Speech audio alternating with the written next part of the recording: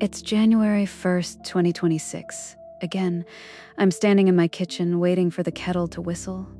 It's a mundane sound, or it should be, but I've noticed a pattern. It takes exactly 3 seconds longer to boil than it did yesterday, or rather than it did the last time I lived through yesterday. I'm not scared anymore. Honestly, I'm just exhausted. This is the 37th time I've woken up to this exact sunrise. I call it a Category 5 morning stable, but thin. If I look closely at the wallpaper behind the toaster, the floral pattern has shifted about a millimeter to the left. The world is losing its grip on the details. I take a sip of my coffee, but it doesn't taste like beans anymore. It tastes like copper and cold air. I happened to glance at my reflection in the microwave door just now. I blinked. My reflection didn't. It just kept staring at me with those tired, heavy eyes, waiting for me to finish my drink. It's funny how quickly the end of the world becomes a bureaucratic chore. You stop screaming and start taking notes. You stop wondering why and start wondering how much longer the server can handle your existence. Around noon, the glitches started to get louder. I was walking down the hallway when I noticed my shadow was lagging. I'd move my hand, and a full second later, the dark shape on the wall would follow suit. It felt like watching a video with bad sync. Then my phone vibrated. No name, no number. Just a notification from user 0. It said, "Memory allocation failed. Please vacate the sector." I tried to ignore it, but the text began to bleed through the screen, glowing a faint, sickly cyan against the glass. I turned on the TV to drown out the silence, but the emergency broadcast was already running. Instead of the usual map or the scrolling text, it was a home movie, a child's 5th birthday party, except every face in the frame was blurred out by thick, jagged static. You could hear them laughing, but the sound was pitched down, vibrating in the marrow of my bones. The air started to smell like scorched hair and ozone. It's the smell of a computer fan failing, but it was coming from the walls. I sat on the couch and watched the water in my glass. The floor was vibrating so fast that the water formed perfect, unmoving concentric circles. It wasn't shaking, it was being reorganized. My house wasn't a home anymore. It was a sector being prepared for deletion, and I was just another piece of data waiting to be cleared. I looked out the window and saw the neighbor's house flickering. It wasn't the lights, it was the building itself. For a fraction of a second, the bricks and windows would vanish, replaced by a flat, matte gray void that looked like unpainted plastic. The entire street was losing its resolution. I went to my desk and pulled out my legacy journal.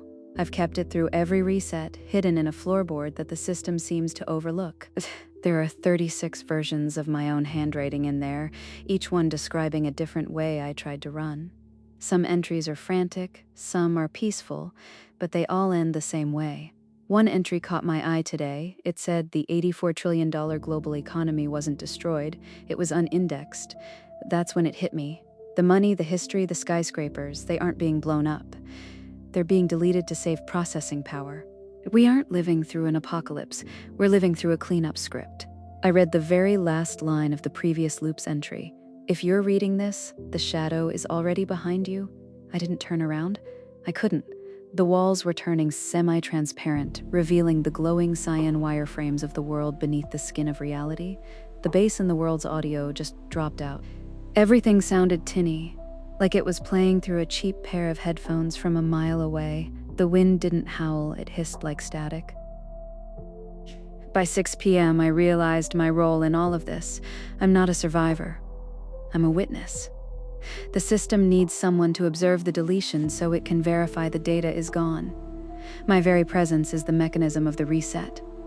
I tried to scream, to break something, to prove I was still a person with a will, but my body wouldn't let me. I entered a sort of autopilot. I watched my own hands calmly fold a cloth napkin and place it on the table while the ceiling above me dissolved into white static. It didn't hurt. It just felt like my memories were being formatted in real time. I tried to think of my mother's face, but the harder I reached for it, the more it felt like a file I no longer had permission to access. Then I heard it. A heavy, wet breathing coming from the corner of the kitchen where the door used to be. It wasn't a monster. It was the sound of the void occupying the space where air used to be. The white light from the ceiling started to spill down like milk, coating the floor in a silent digital blizzard. I sat there, unblinking, my eye reflecting the total emptiness of the room. There was a sharp digital click, the sound of a light switch being flipped in a room that no longer exists, and then, for a heartbeat, there was nothing but the hum of a cooling fan. I woke up. The smell of coffee was already in the air. January 1st, 2026. The kettle was just starting to hum. For a second, I felt safe. The wallpaper was perfect. The sun was warm. But when I went to pour the water, I felt a sting on my forearm. I rolled up my sleeve. There, burned into my skin like a fresh brand, were the words Resvet 37 slashed. My heart didn't race. It just felt heavy. I looked at the clock on the wall. The second hand was moving, but it was out of sync with the ticking sound. Tick, move, tick, move. The world is lagging again. I looked at the camera. I know you're still watching. You're the next witness, aren't you? You think you're safe because you're on the other side of the screen? But tell me, have you checked your shadows lately? Is your clock still ticking, or has it been 12 o'clock for the last 5 minutes? Don't worry. The reset is painless. You just have to forget everything first. Sector 38 is initializing, and I think this time, it's your turn to make the coffee. I hope you like the taste of copper.